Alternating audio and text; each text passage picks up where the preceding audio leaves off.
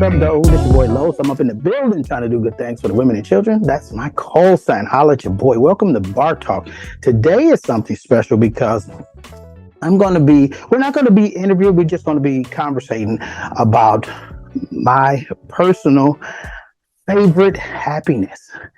Something that we all enjoy, something that we all strive for, something that we all try to get in our lives and in our spheres.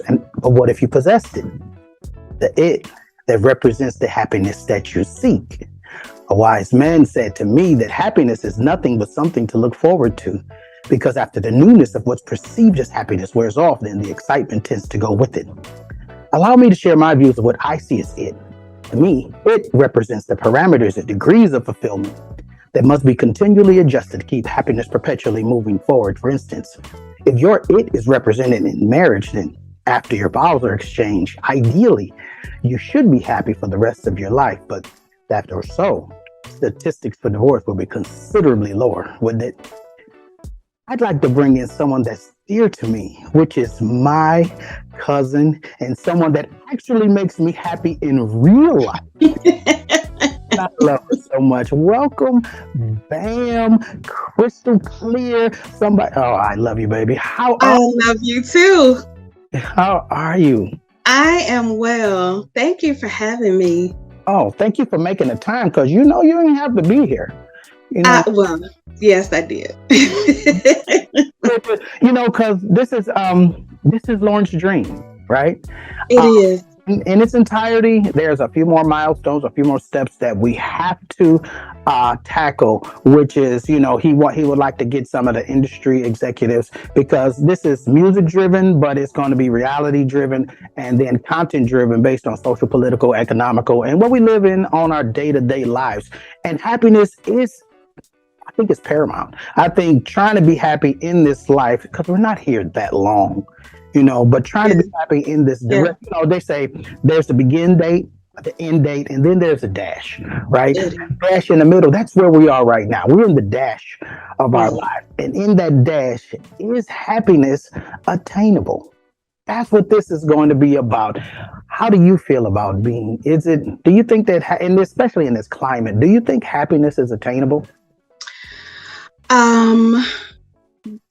It's relevant. It just depends on what your idea of happiness is. And if you can actually attain it personally. So for me, myself personally, happiness is being around my children, making sure that they're okay, that they have everything that they need, and some of the wants, some of the things that I never had. And so being able to give those to them makes me happy. So they are the source of my happiness. They make me happy. Can you do me one little favor? Hold on. This is bothering. This is the Lawrence in me. This is Lawrence. You're going to see what it is. Lord, this is fucking with me heavily. Watch this, because my brother is Lawrence. If you guys don't know, my brother Lawrence, he was an engineer, and he was into construction heavily, and he was meticulous about the things that he did. And some things, if it was out of place, it just perfectionist. He was the adamant perfectionist, and he imparted that in me. So now I'm looking at my camera, right? I'm looking at the camera, and I'm looking at something in the back. May not mean nothing to you at the moment until I do. Watch this. This motherfucker right here.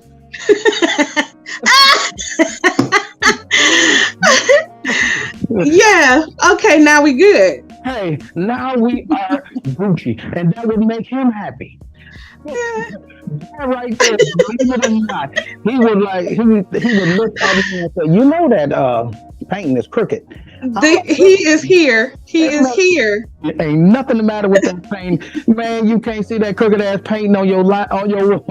You better get over there and fix that paint. I'm like, it's a paint, man.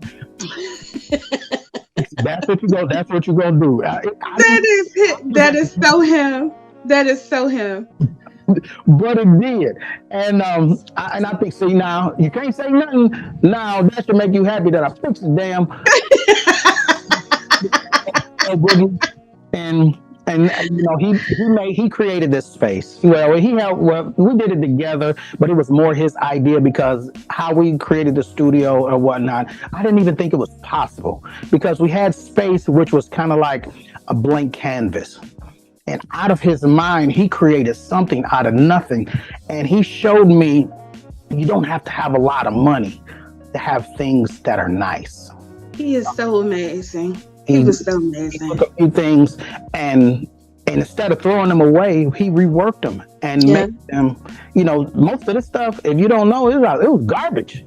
It was garbage that he made into some nice stuff, and then I thank him for that. But getting back to the topic at hand, I guess we tackled what is it that makes you happy, and that makes your children, right? Giving your children what you don't have. Have you found that to be difficult to obtain? Yeah.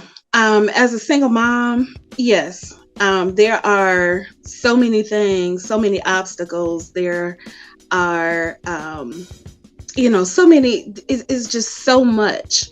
And for the lack of a better word, you don't want to spoil them because you want them to be able to, have their own idea of what happiness is. And it's not materialistic. You don't want it to be where happiness is in things because you will always be in the pursuit of things.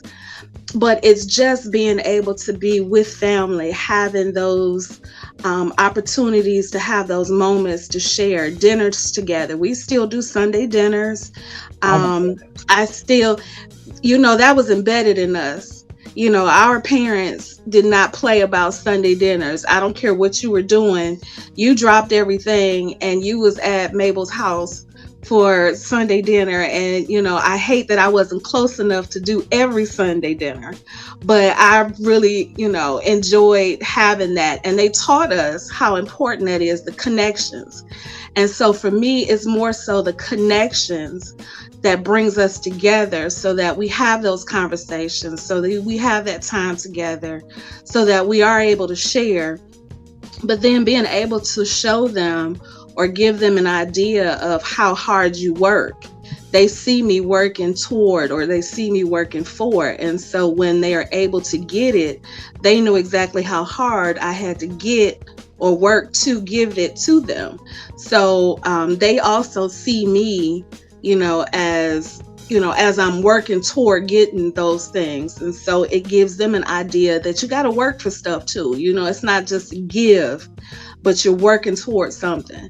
But the connections that we make in those times, in the meantime, is what is so crucial and imperative to me as a family, how we all are able to connect and be together. I was thinking about how we are at our family reunions. How Hobson family, we Alabama, it's our roots. It's where we Yeah. is where we started from. And then when we come together, it's almost like no matter how long that we haven't been together, it seemed like we was always together. Just always We just pick up right from where we left. pick up right where we left off. And And that was what was so amazing about what we had as a family. And, was it perfect? No, not all the time. However, we always made sure that the time that we had together was meaningful. right, right, absolutely. But I remember my theory of happiness is being perpetually moving from one segment to the next segment, is that once you get the things that you have, that you're trying to obtain, then it seemed like if the goalposts don't move, what you deemed as being happiness tends to wear off. And so my thoughts is, the parameters and degrees of fulfillment, Right. and so if you have nothing behind what your happiness is currently, then just say if you got $1 million. Don't get me wrong. You could give me $1 million if you want. Right. I know my troubles would be different, but happiness probably wouldn't be the same as if when you first got it. It Right. wouldn't. There has to be something behind that that's going to happen. So for me, not the struggle, but the journey. The Mm-hmm. journey towards happiness to me makes me happy. See, like when we're building something, when I have in my mind that I try and create something, that's be it abstract or something clear and concise, it makes me happy because it's something that I'm striving for. But once I'm done, a lot of times I'm like, I did that. Okay, what's next? Now what? Right. It's the purpose. You know what I'm saying? So life is for me, Yeah, is a purpose driven journey. it is. It is. Continuously move forward. Um, is there anything that you have that you're trying to go forward? Look, in your future that you're looking forward to? I have something that is like I'm working on that's really close to my heart. And so what I do, I am a paraprofessional. For those who are not familiar with that word, I am a special education teaching aide. So what I do is special education. I'm first grade. And so I co-teach with a regular education teacher, and we teach those students with special talents that may have, some extra, they need extra help, or, things in the classroom. And so this will be my ninth year. Oh wow! Um, yeah, I know.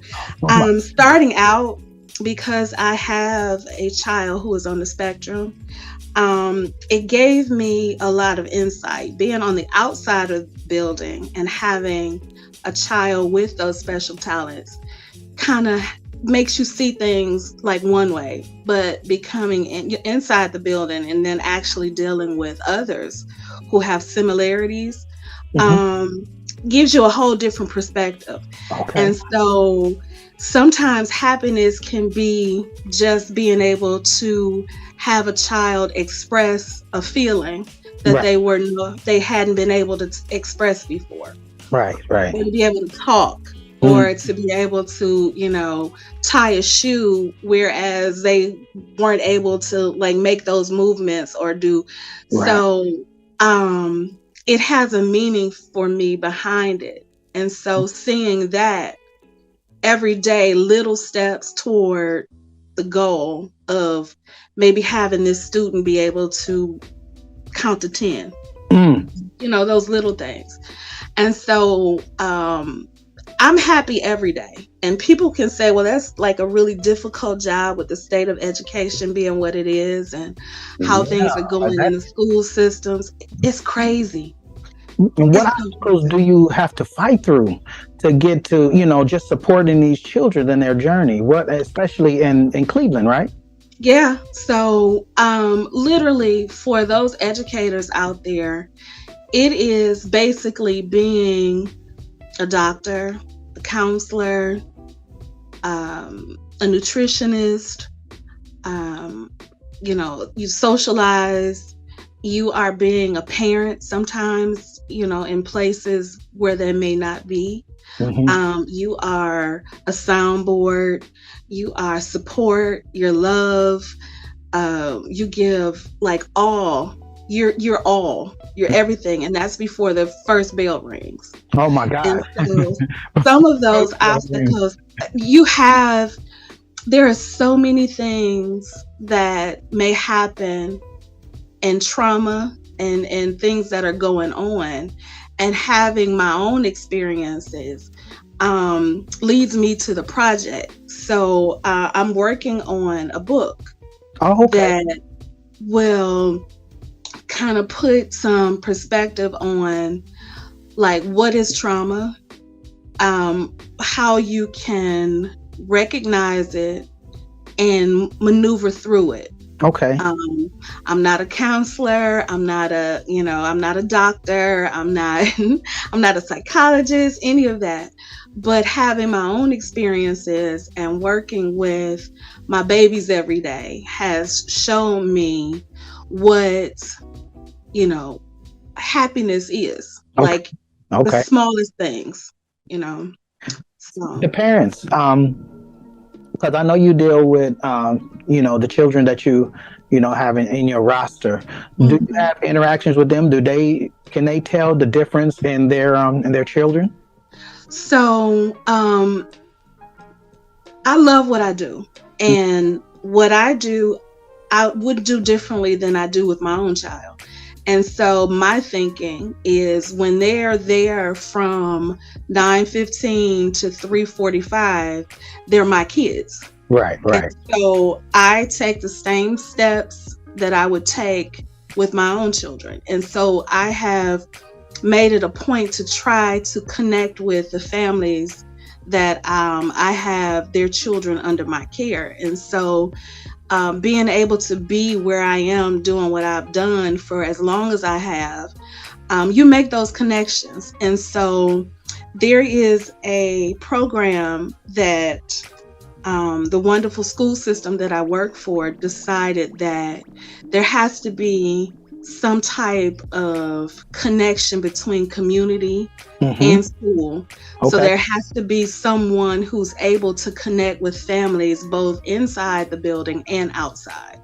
So not only do I work with the students inside the building, but I also work with the families with whatever needs that may or obstacles that may, you know, keep them from coming, Mm, just being in the building. okay. And so we connect with, different organizations outside of the school. We connect with resources. We connect with community-based programs to connect the families with Okay. their needs.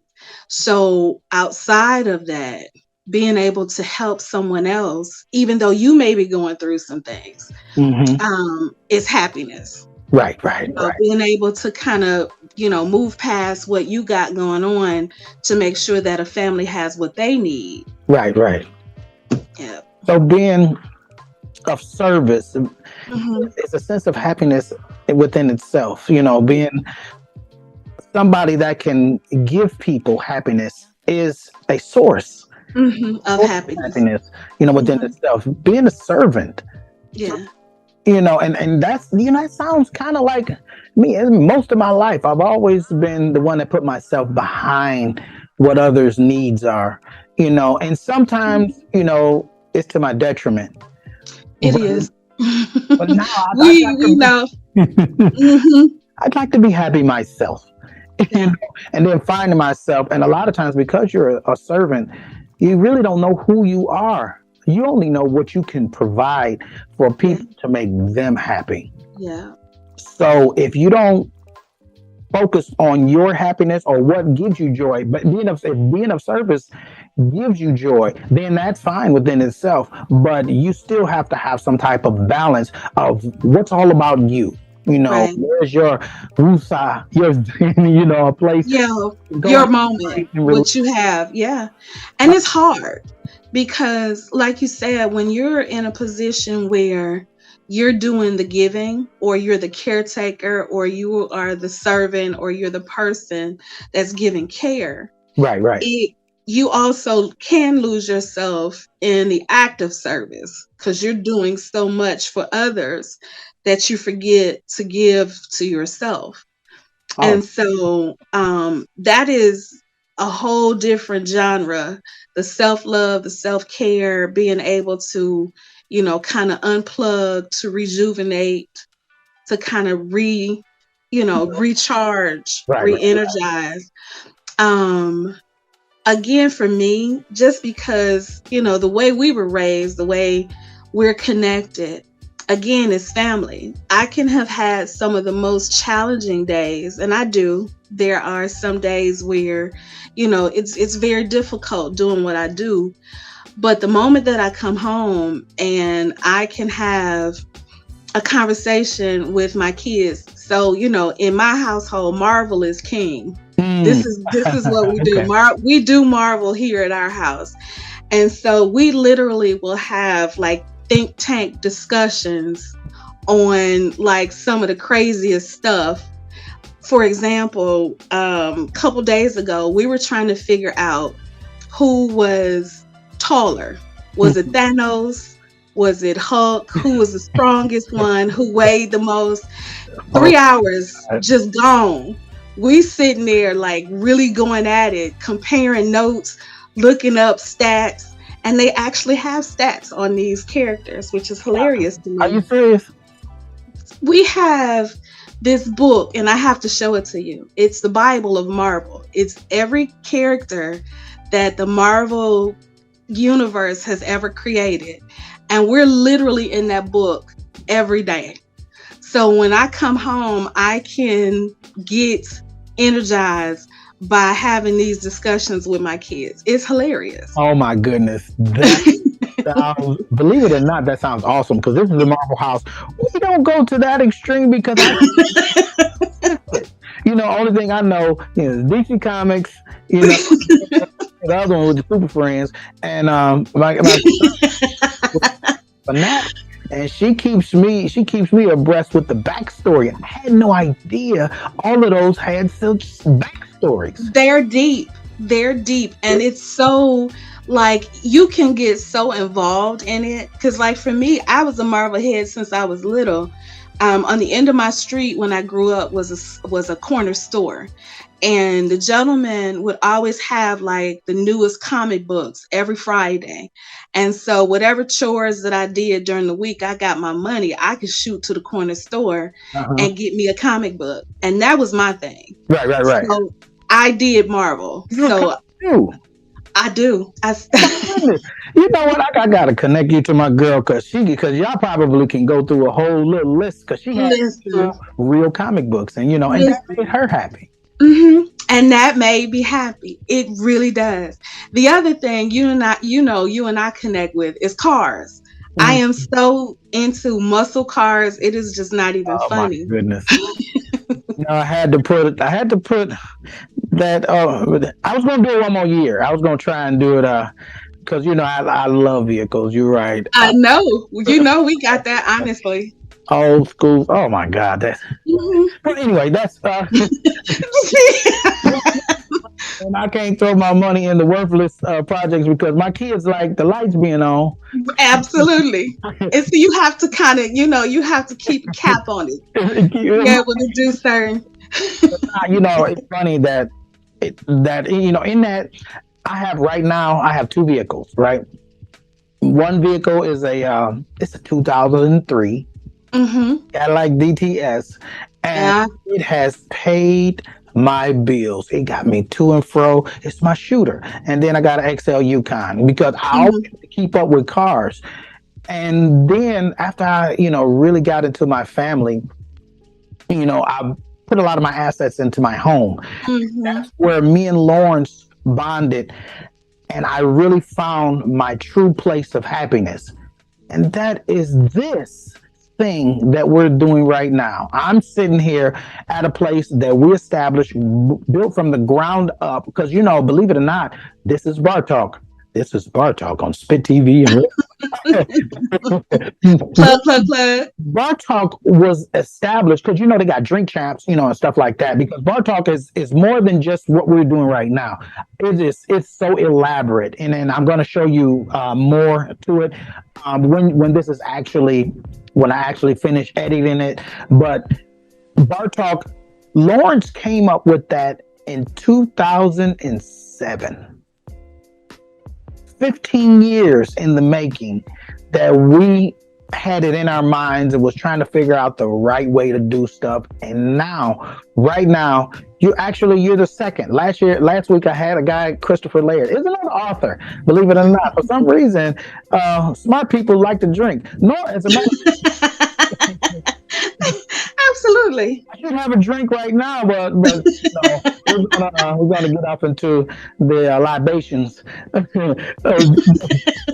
You know what? I'm gonna drink. I'm gonna have a shot a little later on. There you go. What am I gonna do? I'm gonna go Grey Goose and cranberry juice. Okay. It's simple. Grey Goose and cranberry juice, and that probably will make me happy for the rest of the night. Yeah, absolutely. Wine. What's your drink? What do you like to drink? Drink of choice would be probably 1800. I've mellowed out and slowed down. I've mellowed and slowed down in my older age, so I'm trying to keep it cool. But that would be my drink of choice. I love it. I know you got it. I know you got like tons of it, different flavors and everything. Okay. There it is. We're going to be drinking 1800 tonight. There it is. And all of this is for my brother Lawrence, even though what was his drink? Wow. I think he liked anything that was wet. Was wet, right?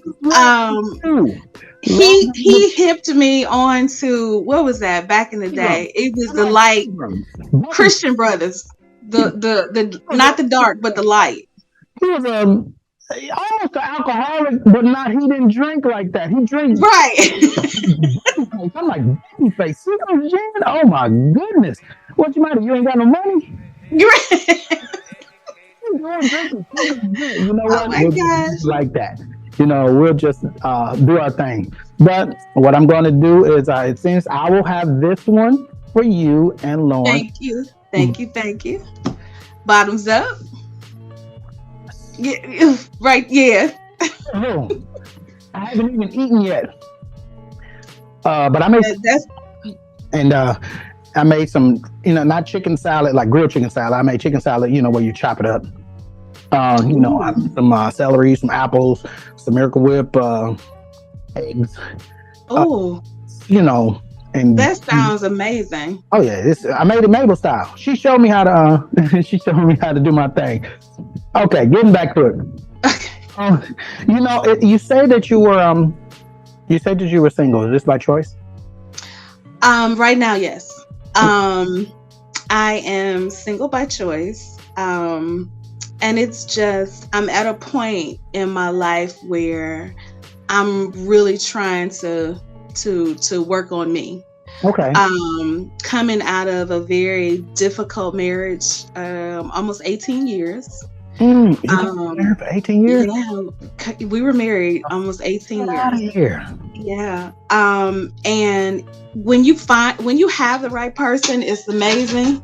But when you don't, it's not. And so toward the end, it just became difficult for two adults who vowed to love each other till death do them part to communicate.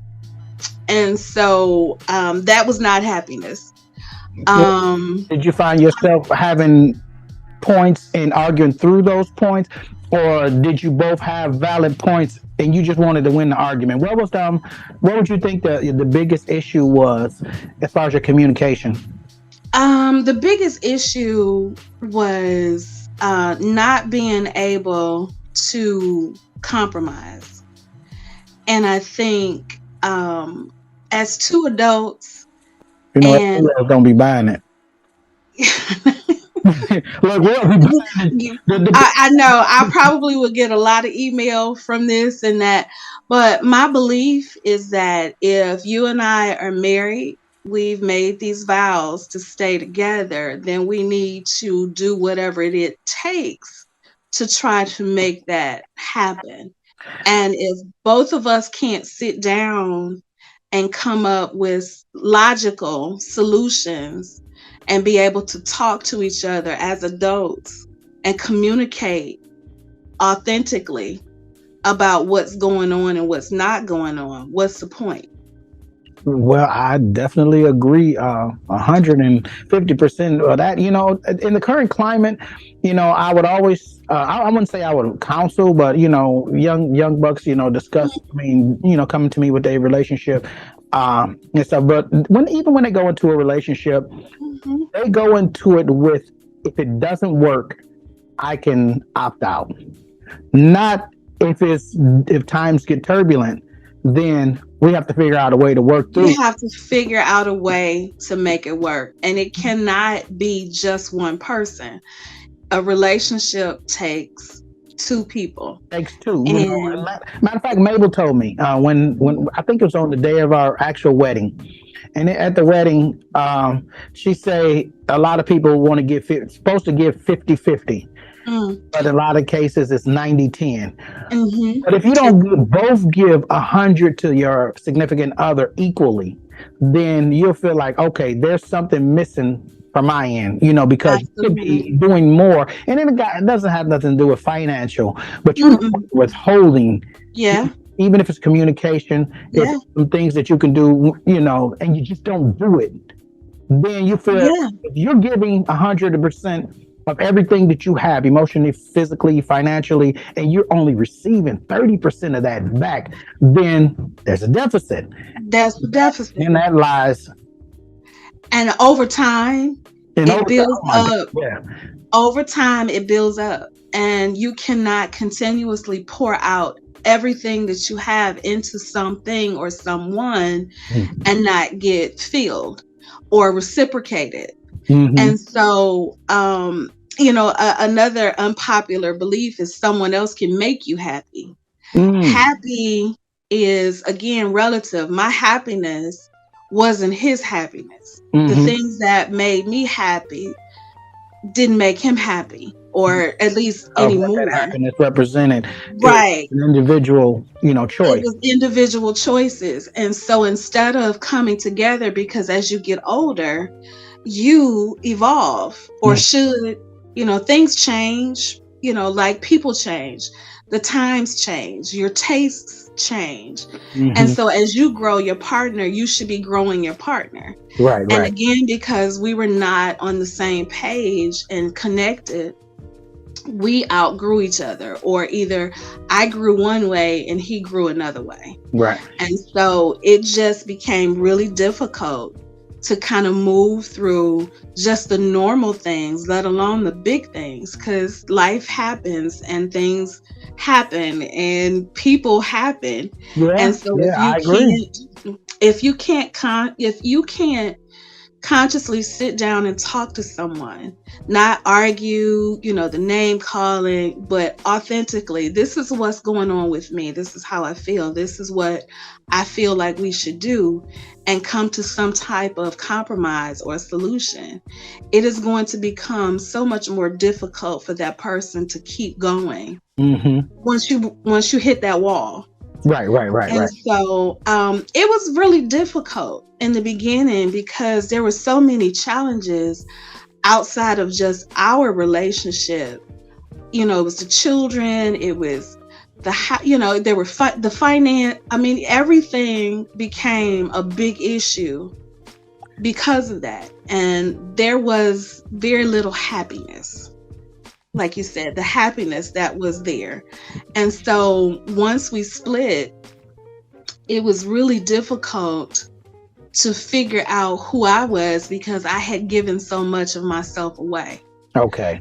And so learning to maneuver through the difficulties of, getting out of a long-term relationship like that and figuring out who I was and what made me happy.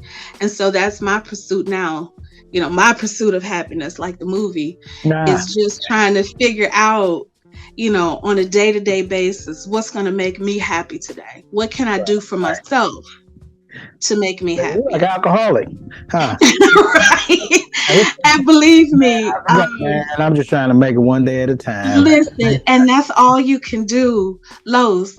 For real, there are so many different things. Let me tell you. So my 15-year-old, like I said, he's on the spectrum, and the funniest thing, some of the funniest crap comes out this boy's mouth. Oh my God. So he's taking out the garbage, and he tells me, he says, "Ma, the garbage is making a lot of noise. We need to talk." And I'm like, "What is But just making a lot of noise. the bottles?"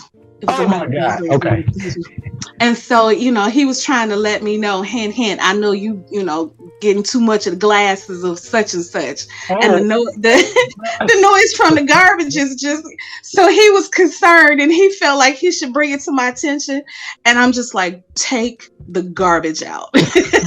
Don't worry about how much noise it's making. Goodness.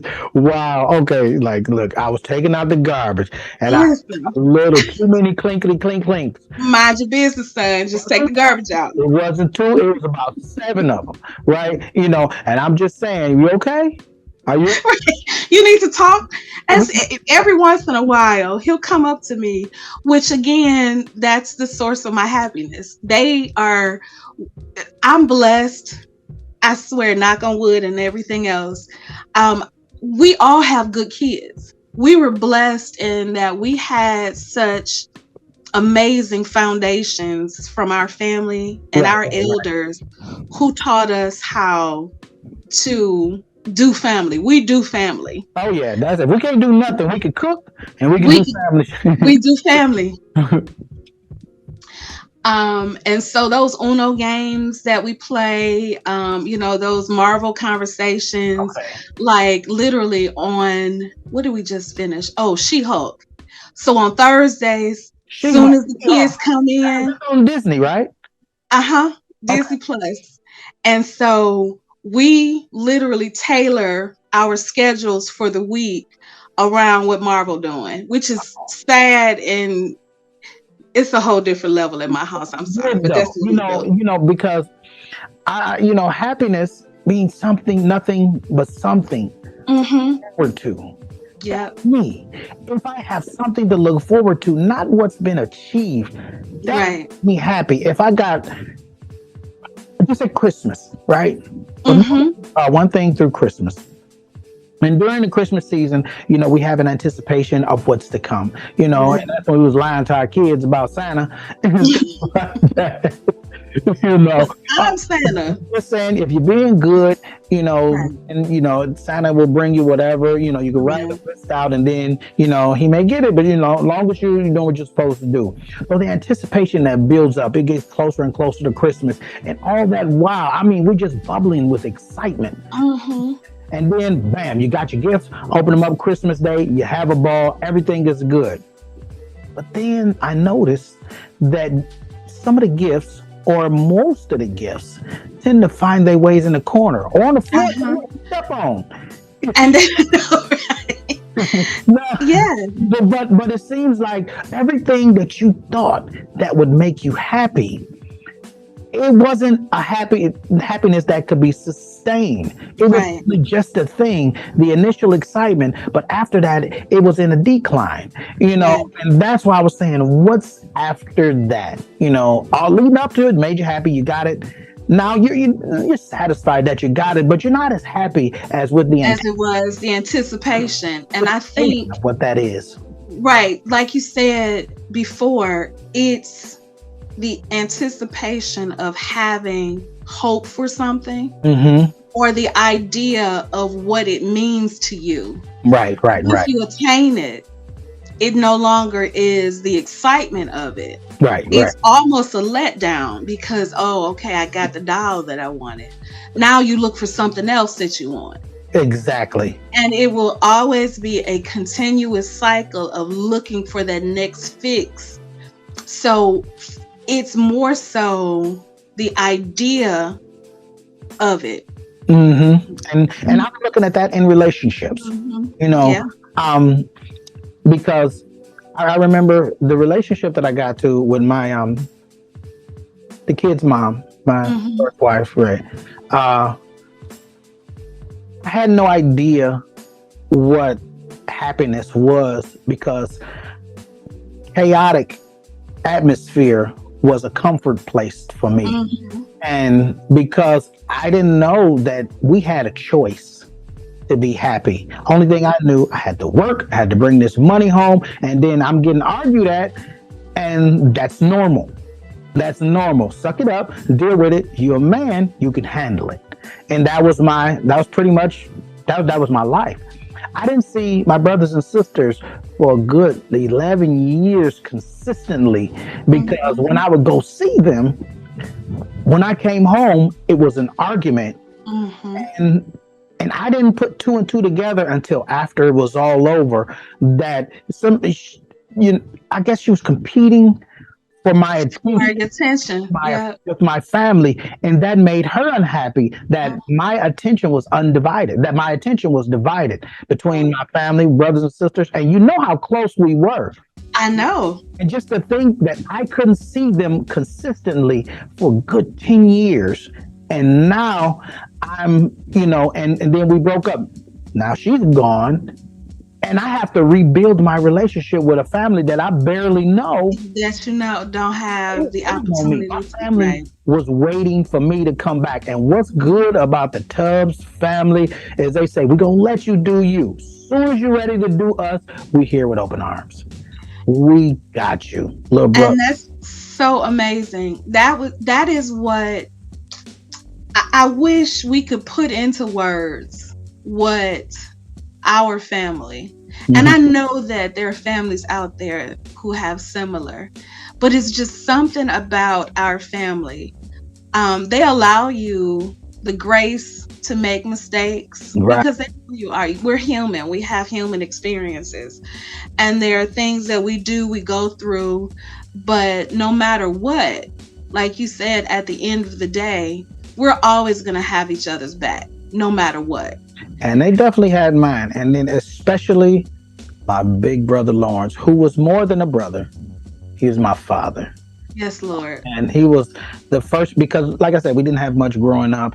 And the first pair of designer shoes, which meant a lot to me because we didn't have much.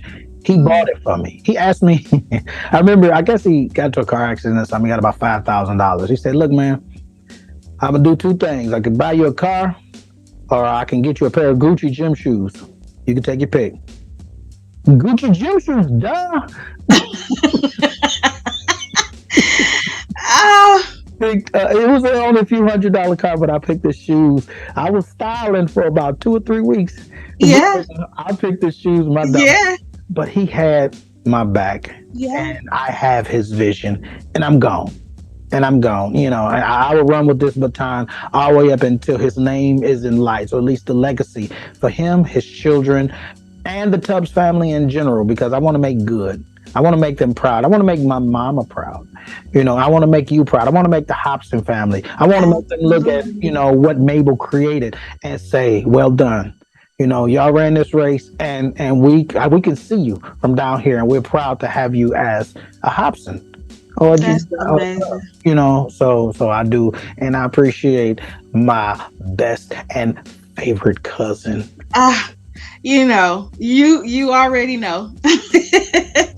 You already know.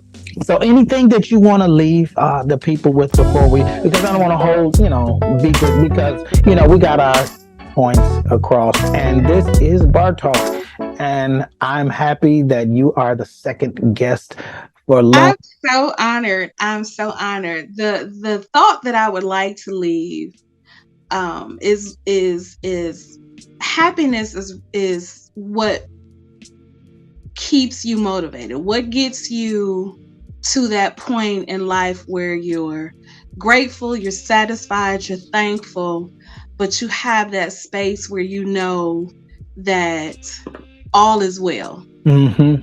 All is well. And never give that to someone else, because that is just the most powerful. Time, family, purpose, those things that you cannot buy. Material things come and go, and they're fleeting, they're fading. It changes as you change. But those things that mean something, those things that causes you to have purpose and fulfillment, Mm. that's what's going to make you happy. I agree. I agree. It seems the older I get, the more the things Mm-mm. that I thought made me happy did not. Mm-mm. To see Yeah, a smile on somebody's face from that made me happy.